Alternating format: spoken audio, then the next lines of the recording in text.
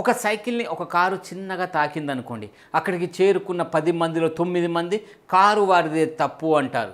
ఒక బైక్‌ని ఒక లారీ గుద్దిందనుకోండి, లారీ వారిదే తప్పు అని తీర్పు కూడా ఇచ్చేస్తారు. ఎందుకంటే మనకి కళ్ళకు ముందుగా కనిపించేది నిజం కాదు, పరిమాణం. సైకిల్ కంటే కారు పెద్దది, బైక్ కంటే లారీ పెద్దది. అందుకే పెద్దవాళ్ళే తప్పు చేసి ఉంటారని ముందే నిర్ణయించేస్తాం.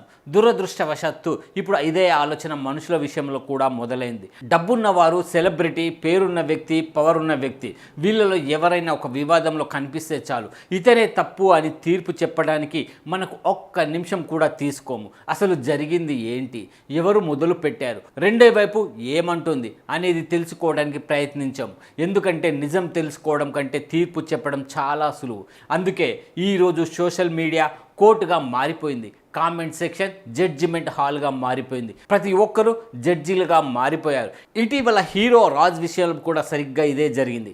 ఒక్క చిన్న వీడియో బయటకు వచ్చింది చాలు, హీరో కదా పవర్ చూపిస్తున్నాడు, డెలివర్ బాయ్ని కొట్టాడు, సినిమాల్లోనే కాదు బయట కూడా హీరోయిజం చూపిస్తున్నాడు అంటూ ఒకరిని చూసి ఇంకొకరు వీడియోలు, మరొకరు ట్రోల్స్, మరికొందరు తీర్పులు.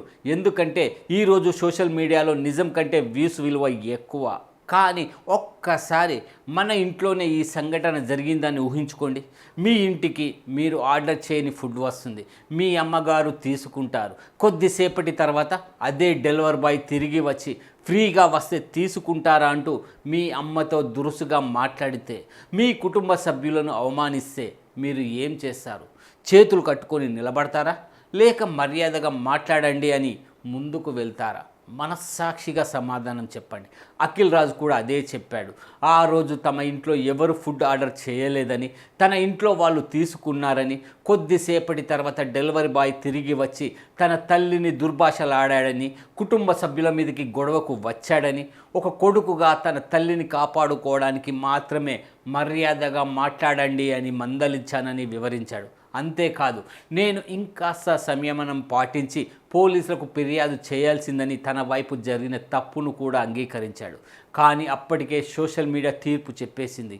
ఒక మనిషిని, ఒక కుటుంబాన్ని, ఒక తల్లిని విలన్గా మార్చేసింది. కొన్ని రోజుల తర్వాత అదే డెలివరీ బాయ్ మీడియా ముందుకు వచ్చాడు. అప్పుడు అసలు నిజం బయటపడింది. డెలివరీ ఇవ్వాల్సింది అఖిల్ రాజ్ ఇంటికి కాదు, ఎదురుగా ఉన్న మరో అపార్ట్మెంట్కి. తానే రాంగ్ అడ్రస్కి డెలివరీ ఇచ్చానని ఒప్పుకున్నాడు. హీరో కుటుంబం పూర్తిగా శాకాహారులు. అలాంటి ఇంటికి నాన్ వెజ్ పార్సిల్ రావడంతో వాళ్ళు షాక్ అయ్యారని చెప్పాడు. మాట పెరిగిందని, గతంలో జరిగిన రోడ్డు ప్రమాదం వల్ల హీరో తనపై దాడి చేస్తాడేమో అని భయపడి ఆత్మరక్షణ కోసమే వీడియో తీశానని వివరించాడు. ఇంకా ఆ రోజు తన పుట్టినరోజని, మానసిక ఒత్తిడిలో ఉన్నానని, పోలీస్ స్టేషన్ నుంచి వచ్చిన తర్వాత ఆవేశంలో వీడియోని ఇన్స్టాగ్రామ్లో పెట్టేశానని, ఇంత పెద్ద వివాదం అవుతుందని, అఖిల్ రాజు ఇంతగా బద్నాం అవుతాడని అస్సలు ఊహించలేదని చెప్పాడు. ఇంకా ఆశ్చర్యకరమైన విషయం, గతంలో అఖిల్ రాజ్ పాటలకి తన భార్యతో కలిసి రీల్స్ కూడా చేశానని, కానీ ఆ రోజు లైవ్లో చూసినప్పుడు హీరో అని గుర్తుపట్టలేదని కూడా చెప్పాడు. ఉదయం వెళ్ళి వీడియో డిలీట్ చేసి సారీ చెప్పాలని అనుకునే లోపే ఆ వీడియో వైరల్ అయిపోయిందని ఆవేదన వ్యక్తం చేశాడు. చివరికి అందరి ముందు నిలబడి ఒక గొప్ప మాట కూడా చెప్పాడు. ఈ గొడవలో ఇద్దరిది తప్పు ఉంది, కానీ ఎక్కువ తప్పు నాదే. హీరో అఖిల్ రాజ్ని, వారి కుటుంబాన్ని ఇక ట్రోల్ చేయకండి.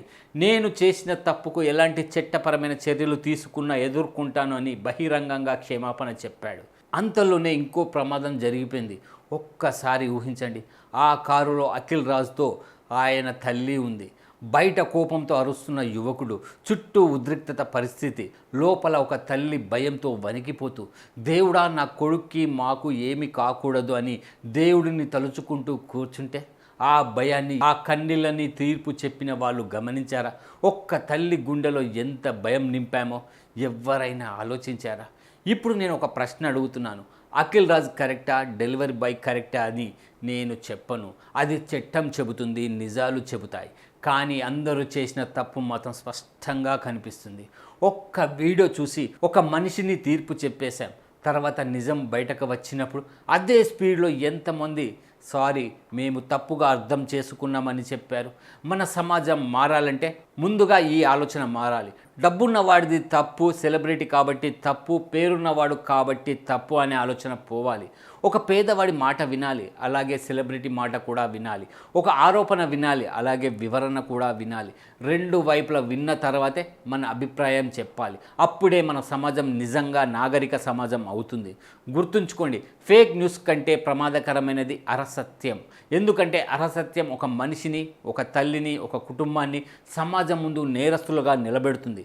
కాబట్టి ఇకనైనా షేర్ చేసే ముందు, కామెంట్ చేసే ముందు, ట్రోల్ చేసే ముందు, ముఖ్యంగా తీర్పు చెప్పే ముందు, అదే పరిస్థితిలో నేను ఉంటే, నా తల్లి ఉంటే, నా కుటుంబం ఉంటే అని ఒక్కసారి ఆలోచించండి. ఆ ఒక్క నిమిషం ఆలోచన ఒక మనిషి పరువును కాపాడొచ్చు, ఒక తల్లి కన్నిటిని ఆపొచ్చు, ఒక కుటుంబాన్ని విరిగిపోకుండా నిలబెట్టొచ్చు. అప్పుడు మాత్రమే మనం సోషల్ మీడియా యూజర్లు కాదు, నిజమైన మనుషులమని చెప్పుకునే అర్హత ఉంటుంది.